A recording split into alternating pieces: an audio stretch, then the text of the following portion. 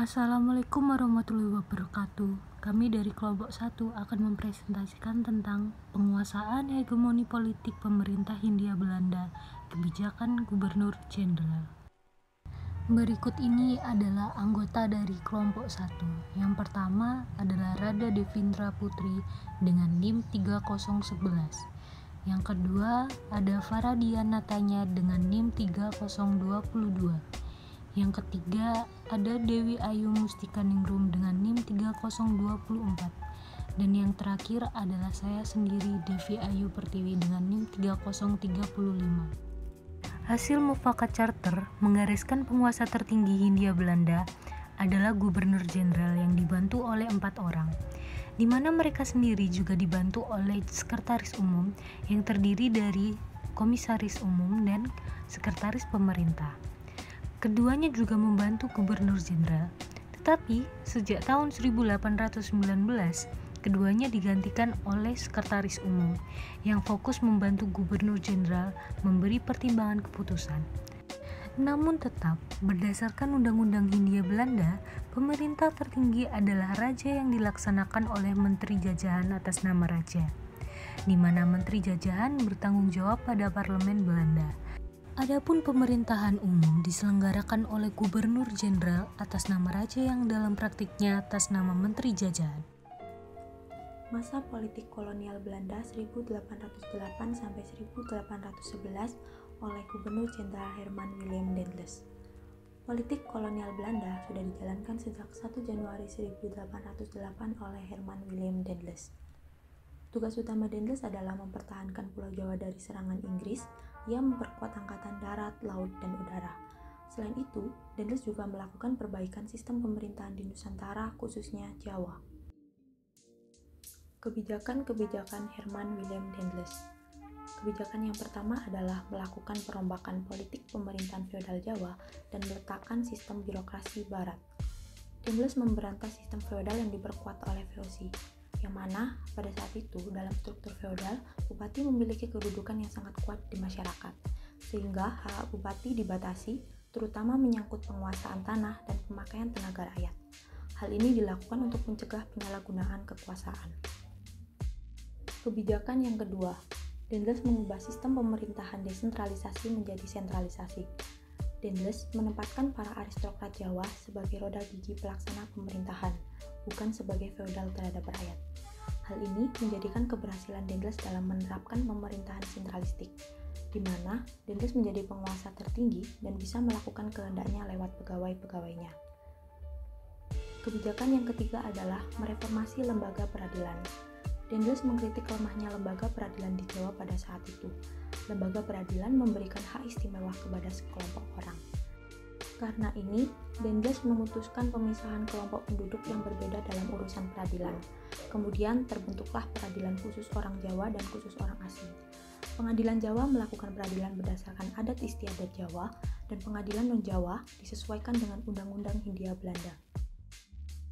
Dampak positif dan negatif kebijakan Daendels. Dampak positif yang pertama adalah reformasi pemerintahan Daendels mengenalkan penduduk pribumi dengan sistem birokrasi modern, sehingga pemerintahan menjadi lebih rapi. Pembatasan kekuasaan bupati juga melindungi rakyat dari kesewenangan. Dampak positif yang kedua adalah Daendels menjalankan sistem baru praktik peradilan di Jawa yang sebelumnya belum pernah diterapkan. Adapun dampak negatif dari kebijakan Daendels. Yang pertama, perubahan sistem politik sentralistik merugikan para penguasa feodal Jawa, dan para penguasa feodal Jawa memandang itu sebagai bentuk penghinaan. Kemudian, penduduk pribumi juga dieksploitasi tenaga kasarnya secara berlebihan di lapangan, seperti dalam praktik pembuatan jalan pos. Pada 4 Agustus 1811, sebanyak 60 kapal perang yang berasal dari Inggris tiba di Batavia, dan tidak lama setelah kedatangannya, pada 26 Agustus 1811, Inggris berhasil menduduki kota Batavia. Inggris berhasil memukul mundur Belanda yang pada waktu itu berada di bawah pimpinan Jan Willem Jansen yang menggantikan pemerintahan Daendels, dengan ditandai dengan adanya kapitulasi Tuntang yang berisi tentang perjanjian pengalihan kekuasaan di Hindia oleh Belanda ke tangan Inggris pada tanggal 18 September 1811. Selain itu, kapitulasi Tuntang juga berisi tentang tentara Belanda menjadi tawanan Inggris, serta orang-orang Belanda dapat dipekerjakan dalam pemerintahan Inggris. Sejak saat itu, Indonesia mengalami babak baru sebagai negara jajahan Inggris. Lord Minto yang menjadi Gubernur Jenderal East India Company menunjuk Thomas Stamford Raffles sebagai Letnan Gubernur untuk menjalankan pemerintahan di Indonesia. Tugas utama dari Raffles adalah mengatur pemerintahan, perdagangan, dan keuangan. Kebijakan yang dikeluarkan oleh Raffles berpedoman pada 3 prinsip berikut. Yang pertama, kerja rodi dihapuskan dan diganti dengan penanaman bebas oleh rakyat. Yang kedua, bupati yang berperan dalam memungut pajak dihapuskan dan ditetapkan sebagai pegawai pemerintah. Yang ketiga, tanah adalah milik negara, maka rakyat bertindak sebagai penyewa. Dari ketiga prinsip tersebut, Raffles melakukan beberapa langkah baik menyangkut bidang politik pemerintahan hingga sosial ekonomi. Saat memiliki kekuasaan di Indonesia, Raffles berusaha untuk menghapus pemerintahan feodal yang telah mengakar di Indonesia. Maka, Raffles mengeluarkan kebijakan dalam bidang pemerintahan sebagai berikut. Yang pertama, Jawa dibagi menjadi 16 keresidenan. Kebijakan ini dibuat agar Inggris lebih mudah dalam mengawasi daerah-daerah di Pulau Jawa.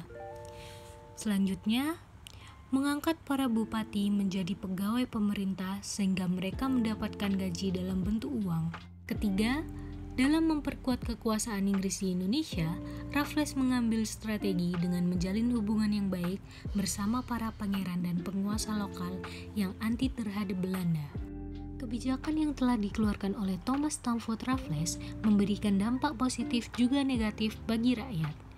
Dampak positifnya adalah, yang pertama, rakyat tidak perlu melakukan kerja rodi.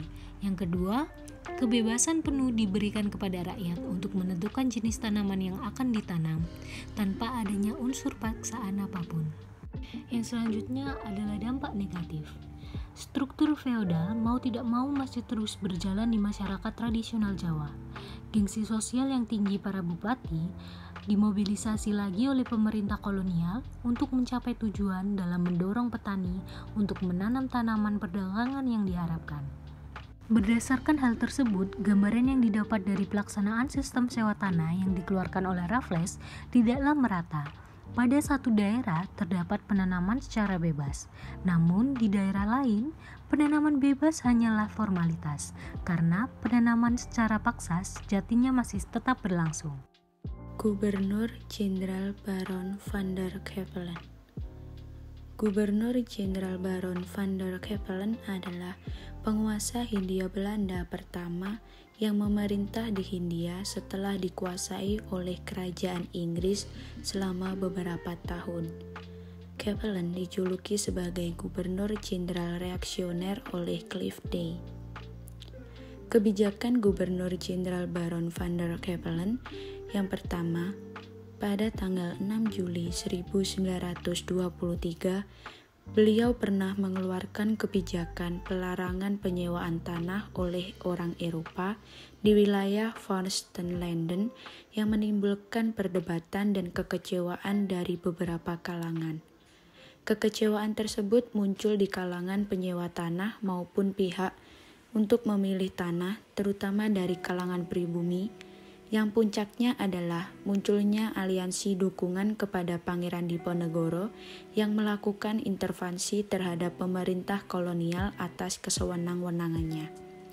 Yang kedua, Van der Capellen pernah memakai konsep kebijakan Raffles mengenai 3 hal, yaitu penghapusan segala jenis penyerahan wajib dan kerja rodi, serta membebaskan rakyat dalam menentukan jenis tanaman, penghapusan peran bupati sebagai pemungut upeti atau pajak dari rakyat, dan kewajiban rakyat pribumi untuk membayar sewa kepada pemerintah kolonial. Ada beberapa dampak dari kebijakan Gubernur Jenderal Baron van der Capellen. Antara lain dampak positifnya seperti kebijakan yang diambil pada masa pemerintahan Capellen memiliki tujuan untuk sedikit melindungi hak rakyat pribumi dengan membebaskan tanaman pertanian serta menghapuskan penyerahan wajib kepada pemerintah kolonial. Di sisi lain, kebijakan tersebut juga berusaha untuk memperoleh keuntungan sehubungan dengan defisitnya anggaran pemerintah kolonial. Sementara itu, dampak negatifnya antara lain, pada masa pemerintahan Kevelen mengeluarkan banyak uang untuk memadamkan perlawanan Diponegoro yang berakibat semakin menipisnya kas negara. Diperkirakan selama pemerintahannya tersebut telah digelontorkan dana senilai 24 juta gulden. Yang kedua, kurang berhasilnya dan sangat memberatkan rakyat pribumi. Oleh karena itu, pada masa pemerintahan Kevelen tidak dapat berkembang dengan kejayaannya. Gubernur Jenderal Johannes van der Bosch memerintah pada tahun 1830 hingga 1870. Ia mengeluarkan dan menerapkan kebijakan berupa kulturstelsel atau sistem tanam paksa. Van der Bosch menerapkan sistem tersebut dengan memberikan kebebasan bagi rakyat untuk menanam tanaman yang mereka kehendaki, dengan catatan hasil tanaman tersebut memiliki nilai jual yang sama besarnya dengan nilai pajak yang dibebankan kepada mereka. Jika terjadi surplus, maka hasil dari tanaman tetap dikembalikan lagi kepada rakyat. Selain itu, dalam pelaksanaannya juga, ia berpegang pada prinsip hasil produksi yang menguntungkan. Artinya, semakin banyak jumlah hasil produksi dapat membuat untung yang lebih banyak ketika dipasarkan di Eropa. Kebijakan tersebut juga terdapat dalam Stadblad atau Lembaran Negara nomor 22 tahun 1834 yang berisikan tentang ketentuan dalam pelaksanaan sistem tanam paksa. Dari adanya kebijakan-kebijakan yang telah dikeluarkan dan diterapkan oleh Gubernur Jenderal Johannes van der Bosch mengalami berbagai macam dampak, yaitu dampak positif dan dampak negatif. Dampak positif yang terjadi antara lain, yang pertama, meningkatnya jumlah uang yang beredar di masyarakat pedesaan. Yang kedua, penyempurnaan dalam bidang infrastruktur dalam proses tanam paksa. Yang ketiga, munculnya tenaga kerja ahli dalam kegiatan non-pertanian. Dan yang keempat, penduduk pribumi telah mengenal tata cara menanam. Sedangkan untuk dampak negatifnya, yang pertama, rakyat Jawa dipaksa untuk menanam tanaman yang belum diketahui sebelumnya. Yang kedua, hasil pengupahan dari kerja paksa sangat sedikit sehingga tidak dapat mencukupi untuk kebutuhannya sehari-hari. Kesimpulan, pasca pembubaran VOC, hegemoni politik dilakukan oleh para gubernur jenderal. Semasa pemerintahannya, diterapkan berbagai macam kebijakan, seperti kebijakan dalam bidang pemerintahan maupun perekonomian. Kebijakan ini bersifat mengikat dan harus dipatuhi oleh rakyat Hindia Belanda. Dalam menjalankan hegemoninya, bangsa Barat berusaha menundukkan kekuasaan lokal. Masing-masing kebijakan tersebut memiliki dampak positif yang dapat diterima oleh masyarakat secara baik. Terdapat juga dampak negatif yang berakibat pada kerugian masyarakat. Demikian presentasi dari kelompok kami, kurang lebihnya mohon maaf. Terima kasih. Terima kasih. Dan terima kasih.